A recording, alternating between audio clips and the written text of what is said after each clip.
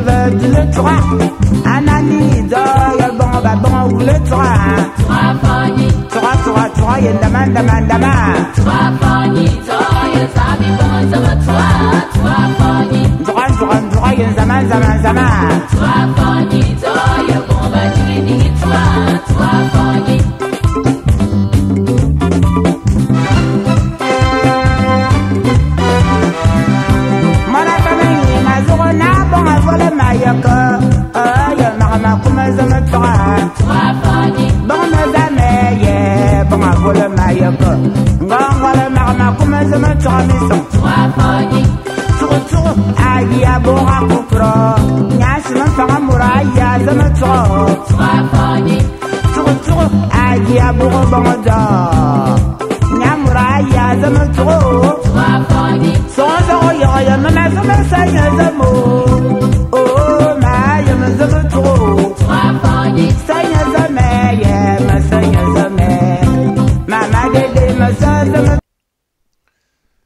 Chers compatriotes, je vous souhaite tous mes vœux de bonne santé, de bien-être et de prospérité.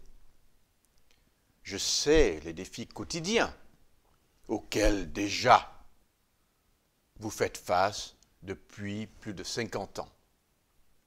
Je sais le désespoir de la vie chère et du désemploi, le traumatisme de la vie sous la race des animaux qu'on appelle les bongos au Gabon, le traumatisme des hôpitaux mouroirs, où désormais, pour se faire soigner, vous faites face à la corruption généralisée que les bongos ont établie en culture nationale, dans un pays où il faut maintenant, pour obtenir un simple service de l'État, un simple service qui vous est dû et qui devrait être gratuit, comme la santé, l'école, ou même de simples documents comme le passeport, l'acte de naissance et j'en passe.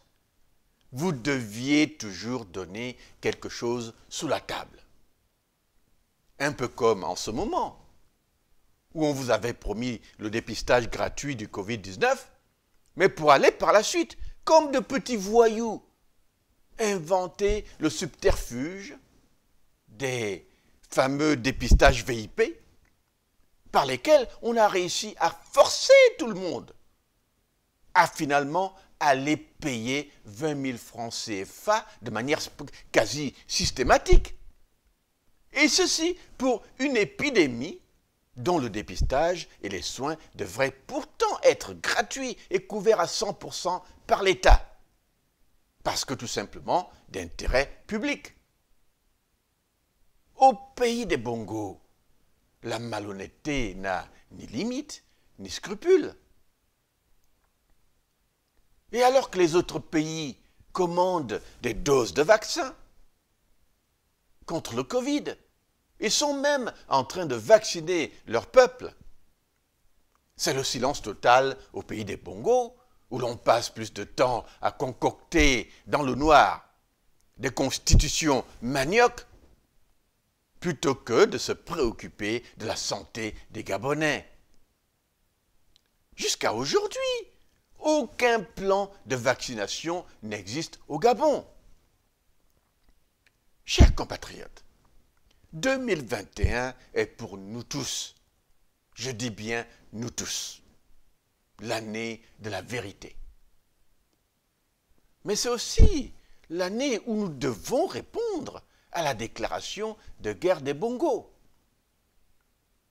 C'est bien effectivement de cela qu'il s'agit.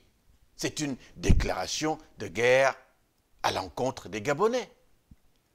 En changeant unilatéralement la Constitution pour formaliser et normaliser au Gabon le monopole du clan des bongos sur l'exercice du pouvoir au Gabon, en instaurant arbitrairement au Gabon un collège présidentiel militarisé, les bongos vous ont déclaré la guerre, il n'y a pas d'autre mot pour ça. Et ils ont mis en place les conditions d'un coup d'État permanent dans notre pays. Mais ils vous ont aussi dit autre chose. Ils ont dit qu'ils ont décidé de confisquer le pouvoir et donc qu'il n'y a qu'un bongo qui puisse diriger le Gabon. et qu'aucun de vos enfants ne peut rêver un jour de devenir président du Gabon.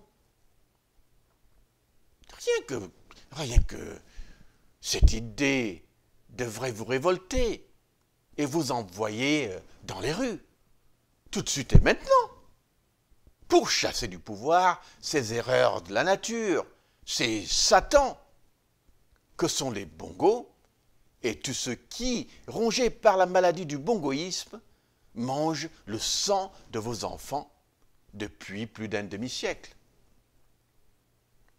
La vérité aussi, surtout, pour les Gabonais, car nous avons un choix simple à faire. Accepter la prise en otage des bongos ou la refuser. Emprunter le chemin habituel des « on va encore faire comment ?» ou se révolter. Accepter la meurtrissure permanente sous la monarchie des bongos ou leur dire que c'est fini, ils doivent partir. Les bongos doivent partir. Bongo doit partir. Mais la refuser veut dire quoi exactement?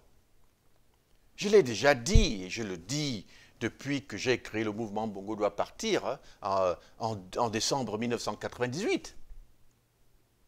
Le Gabon ne changera pas par le miracle de Jésus-Christ. Le Gabon ne changera pas non plus par la grâce de la Vierge Marie.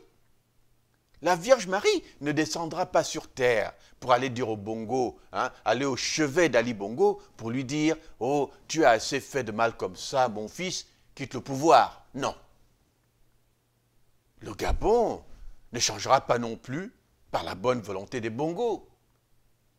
Vu que les dialogues qu'ils vous ont proposés jusqu'à présent n'ont été que des stratégies de désamorçage, de révolution par l'absorption permanente des opposants maniocs dans le système manioc des Bongos. La conférence nationale, les accords de Paris, les accords d'Arambo, le dialogue national d'Angondjé, et j'en passe, tout cela sur 30 ans.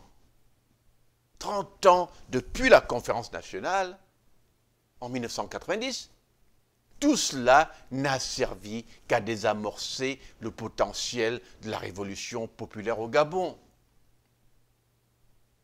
Chers compatriotes, le Gabon ne changera pas non plus par les urnes.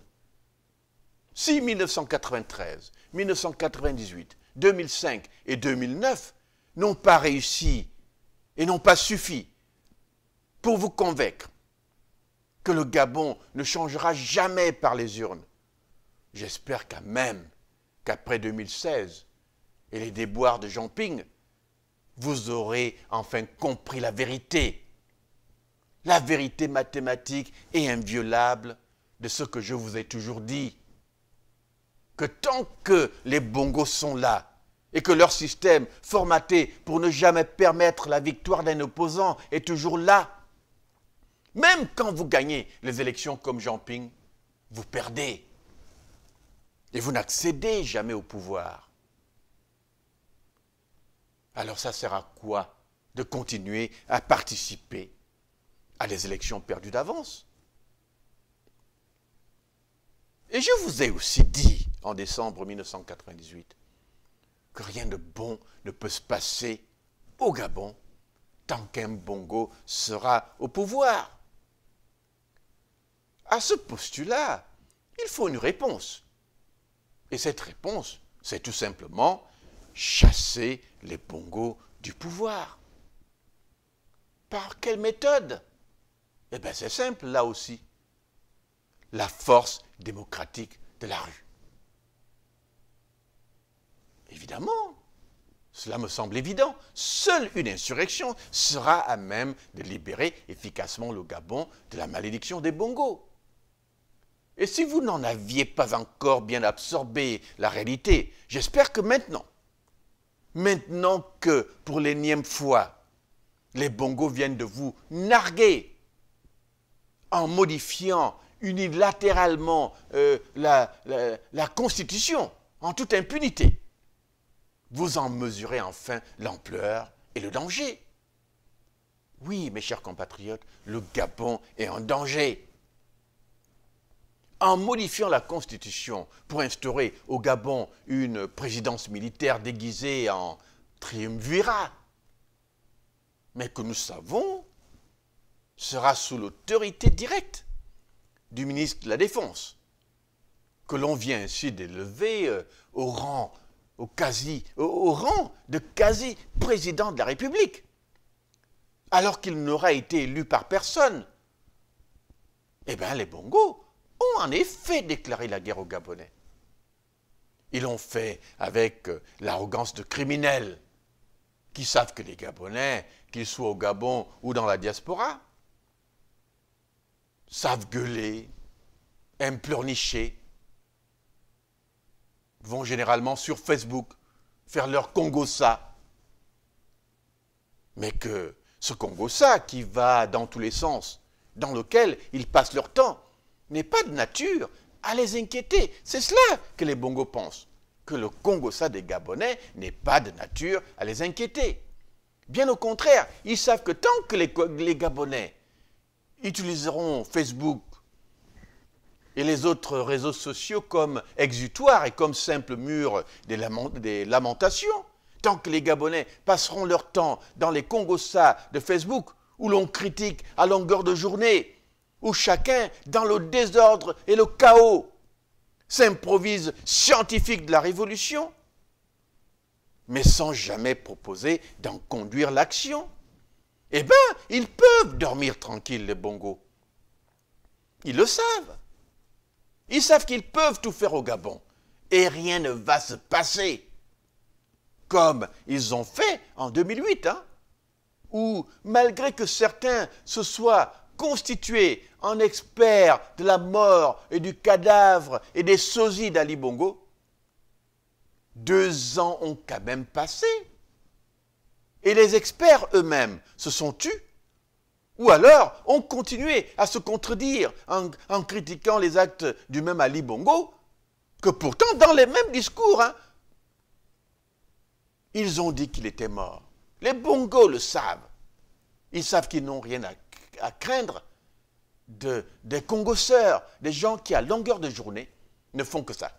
Les Bongos se sont dit que les Gabonais sont un peu comme cet homme, qui voit rentrer dans sa maison un type, violer sa femme et ses enfants et en ressortir calmement, sans que l'homme en question ne bronche. C'est cela. La maison en question, la maison Gabon. Les Bongos savent qu'ils peuvent violer les Gabonais à tout moment. Non, chers compatriotes, cela ne peut plus continuer. Nous ne pouvons plus laisser les Bongos violer le Gabon en toute impunité. Je vous propose la rue comme réponse. Je vous propose l'insurrection populaire, la vraie. Je vous propose la résistance, la vraie. Je vous propose la désobéissance civile, la vraie. Je vous propose le plan B, le vrai. Car cela fait 22 ans que je la prépare, cette insurrection des peuples du Gabon. Et je suis prêt à en prendre la tête en allant moi-même au Gabon, travailler avec les leaders politiques et ceux de la société civile qui pensent comme moi, qui voient les choses comme moi, qui pensent que Bongo doit partir par tous les moyens. Je suis prêt. Mais chacun doit faire sa part. Moi, en allant au Gabon, j'aurais perdu mon emploi, je vais tout abandonner, j'abandonnerai ma famille, j'irai au Gabon risquer ma vie. Mais je ne peux pas en même temps risquer ma vie et financer la révolution. Je n'ai pas volé avec les Bongos pour disposer d'une fortune personnelle volée au prix du sang des Gabonais. Fortune qui me permit de financer la révolution nationale, votre libération. Par ailleurs, les révolutions qui comptent sur la poche d'un seul homme sont généralement des révolutions perdues d'avance. Car si cet homme meurt ou abandonne le combat, vous faites quoi? Voilà pourquoi je vous ai proposé de créer une caisse spéciale qui sera notre tontine révolutionnaire et dans laquelle vous devrez cotiser le minimum de 100 millions, qui me permettra à moi et à ceux de la diaspora qui voient les choses comme moi et se joindront à moi pour ce combat, de venir au Gabon, lancer les vraies choses, commencer les vraies choses. Des choses évidemment préparées et non plus improvisées. 100 cadres gabonais, mes chers compatriotes, 100 cadres gabonais peuvent financer cette révolution. Si chacun, par exemple, donne 1 million, ça peut être fait en un mois. Si chacun donne 1 million qui serait là disponible. Mais il n'y a pas que les cadres. Tout le monde doit aussi verser ce qu'il peut. Cet argent n'est pas pour moi ou pour le mouvement Bongo doit partir. C'est votre argent. Monsieur Henri Onva, qui travaille avec moi et qui est comptable de formation, en assurera la transparence et la comptabilité. Il saura qui a donné quoi et à qui même restituer cet argent si nous finissons par ne plus aller au Gabon. Et si je meurs en plein combat, vous aurez au moins la caisse qui vous permettra de continuer la lutte. Tout ce qu'il vous faudra, c'est trouver un autre leader. Mais la caisse sera là, parce qu'elle ne dépendra pas de la poche personnelle de Daniel Mengara. Ne venez donc plus sur Facebook un jour faire un commentaire désobligeant qui dit « Oh, Mengara, arrête de faire la bouche sur Facebook, viens nous trouver sur le terrain. » Vous savez ce que je vais vous répondre dans ce cas-là? Je vous dirai, ben, tu as cotisé combien toi? Parce que si tu n'as pas cotisé, parce que toi tu as préféré aller boire la bière au quartier, ou aller draguer les nanas en boîte de nuit, au lieu d'investir dans le combat qui vient de te faire ici me dire d'aller au Gabon, alors là, tu n'as pas le droit de parler. Tais-toi, car tu fais partie des gens qui pensent que leur libération est dans les mains de quelqu'un d'autre et que eux, ils vont obtenir la libération en demandant un bon aux Maliens comme au quartier. Mais aucune libération ne peut s'obtenir par des bons. Chacun doit faire sa part. La caisse de libération nationale est là, sur le site du mouvement Bongo doit partir, dont le lien est bdpmodouam.org. bdpmodouam.org. C'est la caisse, cette caisse qui va nous permettre de mener ce combat. Et c'est de cette caisse que dépendra, en fin de compte, le combat. Donc le timing de ce combat, c'est vous qui allez le déterminer. Le moment où je dois venir au Gabon, c'est vous qui allez le déterminer. Si l'argent est réuni la semaine prochaine, je serai au Gabon la semaine prochaine. Si c'est dans un mois, je serai au Gabon dans un mois. Si c'est dans un an, je serai au Gabon dans un an. Et si vous ne cotisez pas, ben, eh bien, nous aurons tout simplement les bongos que nous méritons. Tout simplement. Mais j'ai envie de dire, chers compatriotes, le temps presse. Et les bongos vous préparent de sales surprises. Il faut court-circuiter tout cela. Il faut court-circuiter tous leurs plans maintenant. Parce que si on leur permet d'organiser une autre élection que nous savons est perdue d'avance pour nous qui voulons le changement. Que cette élection se tienne en 2023 ou dans le cadre de la transition militarisée qu'ils vous préparent. Eh bien, eux, ils vont vous imposer tout simplement un autre bongo. Et donc, nous devons nous débarrasser, en fin de compte, de certaines de ces idées qui nous servent de blocage. Hein? Par exemple, cette idée que nous semblons avoir vraiment en nous comme blocage mental, qui nous fait penser que la rue ou l'insurrection populaire veut dire forcément aller dans les rues, s'exposer aux balles. Non. les gens meurent au Gabon dans les manifestations parce que nos insurrections sont souvent improvisées, spontanées et vite dispersées. On peut chasser les bongos du pouvoir au Gabon sans mettre une seule personne dans les rues. Car il s'agit aussi parfois, tout simplement, d'avoir le courage de rester à la maison quand votre leader révolutionnaire vous le demande. Et même si nous devions arriver à cette étape de la rue, dans le cadre de l'enchaînement de nos stratégies de terrain, de nos stratégies de résistance et de défiance, il faut malgré tout la préparer et préparer le peuple au seuil critique d'une insurrection.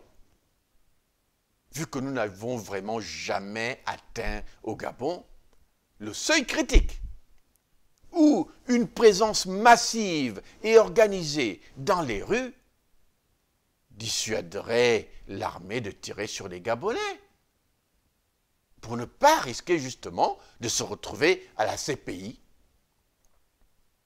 Le seuil critique, c'est celui d'une présence massive dans les rues, présence par laquelle les militaires se sentiraient obligés de reculer, puis même de faire eux-mêmes un coup d'État contre le régime pour éviter de se retrouver à la CPI pour avoir génocidé les Gabonais, pour maintenir au pouvoir un ignare comme Bongo. Et quand je dis Bongo, je veux dire n'importe quel Bongo, car tous les Bongos sont en fin de compte des ignares et des parvenus. Il n'y a pas eu de massacre en Tunisie ou en Égypte ou au Burkina Faso, parce que là-bas, il y a eu un sens aigu de l'organisation, mais aussi un sens de la détermination, de la conviction, un sens de conviction de la part des leaders politiques et de la société civile qui ont assumé leurs appels à l'insurrection. Il y a aussi eu le sens de la détermination, le sens de détermination des peuples eux-mêmes. Parce que là-bas, ils ont des peuples qui savent suivre les mots d'ordre. Au Gabon, toutes ces conditions de préparation, d'organisation et d'assomption de responsabilité n'ont jamais vraiment été réunies. Voilà pourquoi nous sommes là. Voilà pourquoi je suis là, chers compatriotes. Pour organiser un combat qui n'a jamais été organisé avant. Pour préparer un combat qui n'a jamais été préparé avant. Pour préparer un peuple qui n'a jamais été préparé au Gabon. Nous devons donc changer de paradigme pour que la peur change de camp. C'est la seule manière. Il faut inverser le rapport de force. Nous devons changer de paradigme pour que le rapport de force soit inversé, pour que la tension démocratique nécessaire au changement soit établie. Et c'est dans la rue que ça se fera. Ça ne se fera ni par les dialogues, ça ne se fera pas ni par les dialogues, ni par les compromissions, ni par les gouvernements d'unité nationale. Nous sommes désormais en contexte de guerre. Les Bongos ont déclaré la guerre aux Gabonais. Nous devons répondre avec une contre-déclaration de guerre. Et pour cela, je suis prêt. Mais la question la plus importante au final sera surtout pour vous. Êtes-vous prêt? Je dis bien, êtes-vous prêt, peuple du Gabon? À vous de répondre à cette question, avant qu'il ne soit, encore une fois de trop tard. Vive le Gabon, vive la République.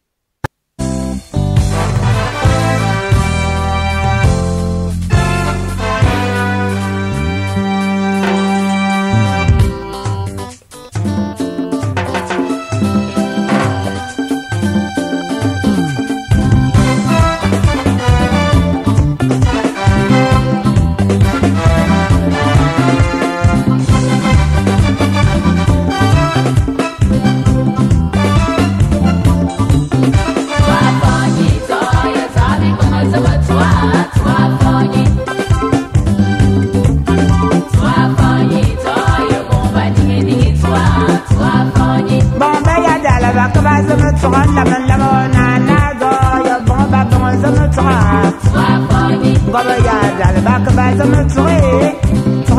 Tura. Ngona bak ba zama tura. Koba ya bon koba tura. Anani do ya bon ba bon koba tura. Bela kuma ya va kuma tura. Nana do ya bon ba bela kuma tura.